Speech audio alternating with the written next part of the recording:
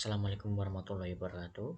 Perkenalkan, nama saya Arif Budi Alfian dengan NIM 20.0555230002 dari Fakultas Ekonomika dan Bisnis, Prodi S1 Akuntansi. Berikut saya akan mereview skripsi saya dengan judul Analisis Sistem Pengendalian Internal terhadap Efektivitas Pemberian Kredit Kendaraan Bermotor di PT Indomobil Finance Indonesia Cabang Semarang dengan dosen pembimbing Bapak Arif Himawan Dwi Nugroho, SE, AKMM, CA, CPA. Sini ada latar belakang. PT Indomobil Finance Indonesia Cabang Semarang adalah salah satu perusahaan pembiayaan yang ada di Kota Semarang dengan memfasilitasi pengkreditan unit motor, mobil, dan truk.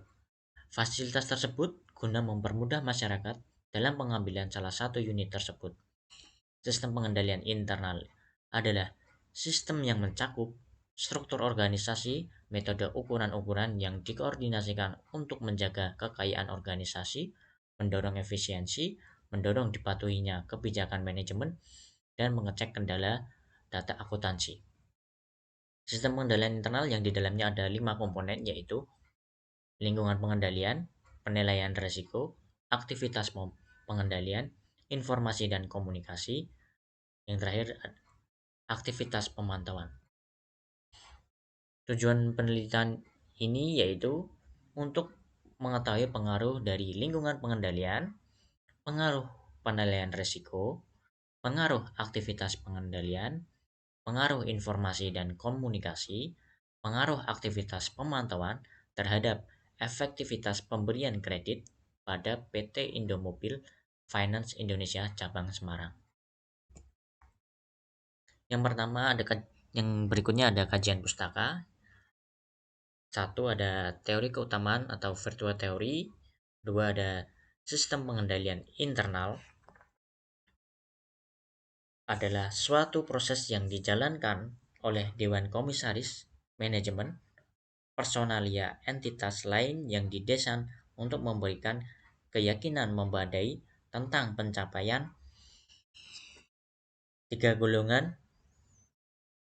tujuan, yaitu keandalan laporan keuangan,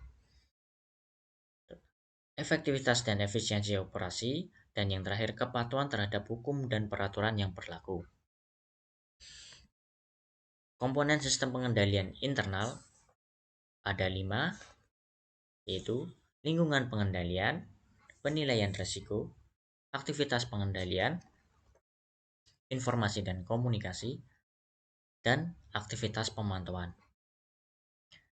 Terus ada efektivitas pemberian kredit, yaitu adalah pemanfaatan sumber daya, dana, sarana, dan prasarana dalam jumlah tertentu yang secara sadar ditetapkan sebelumnya untuk menghasilkan sejumlah barang dan jasa dengan mutu tertentu tepat pada waktunya. Yang terakhir dari kajian pustaka ada prinsip pemberian kredit. Dalam prinsip pemberian kredit ini, menurut Kashmir tahun 2016 ada 5C, yaitu karakter, capacity, capital, collateral, dan condition. Di sini ada metode penelitian. Dalam metode penelitian ini saya menggunakan kuesioner dengan tahap sebagai berikut, yaitu yang pertama menyusun kuesioner atau pernyataan, kedua penyebaran kuesioner, ketiga pengumpulan data karyawan, keempat pengumpulan kuesioner, kelima pengolahan tabulasi, dan yang terakhir pengolahan data via SPSS. Untuk hasil penelitiannya sebagai berikut. Dengan lingkungan pengendalian di angka 0,226, penilaian risiko di angka 0,062, aktivitas pengendalian di angka 0,087, informasi dan komunikasi di angka 0,083, aktivitas pemantauan di angka 0,816. Hasil penelitian berikutnya Untuk lingkungan pengendalian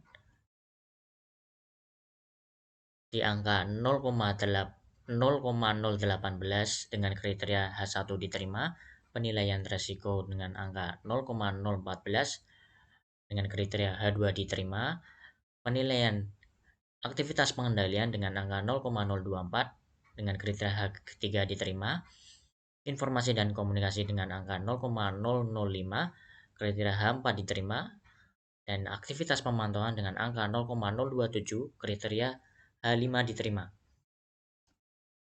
Kesimpulan dari skripsi saya atau artikel saya yaitu berdasarkan hasil penelitian dan pembahasan mengenai pengaruh komponen sistem pengendalian internal yang terdiri dari lingkungan pengendalian,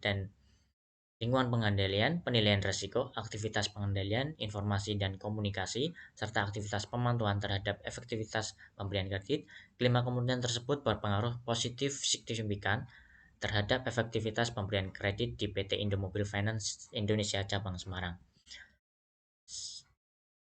Saran menurut saya yaitu pimpinan serta seluruh karyawan PT Indomobil Finance Indonesia untuk lebih memaksimalkan penerapan sistem pengendalian internal dengan cara melakukan pemeriksaan dan pemantauan setiap proses pemberian kredit sehingga masalah-masalah yang terjadi dapat diketahui sejak dini. Berikut review skripsi singkat saya.